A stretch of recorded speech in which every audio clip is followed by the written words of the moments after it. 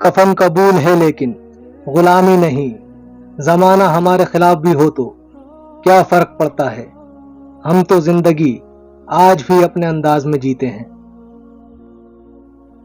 پیچھے کون کیا بولتا ہے فرق نہیں پڑتا، سامنے کوئی منہ نہیں کھولتا، یہی کافی ہے۔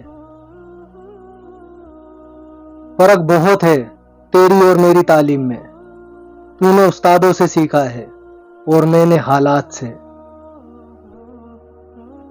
دولت تو وراثت میں مل سکتی ہے، لیکن پہچان اپنے دم پر بنتی ہے۔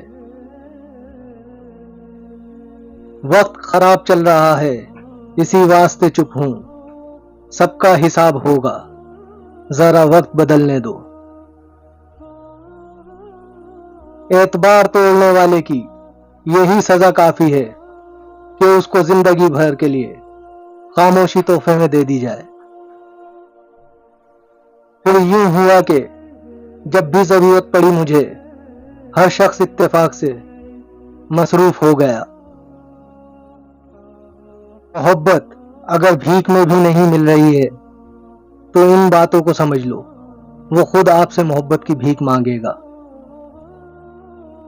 سب سے پہلے اس انسان کی خوشامد بند کرو، کیونکہ بھیک میں خیرات ملتی ہے، محبت نہیں۔ بانو قدسیہ کہتی ہیں کہ بھیک میں مانگی گئی محبت بگڑی ہوئی شراب کی طرح ہے۔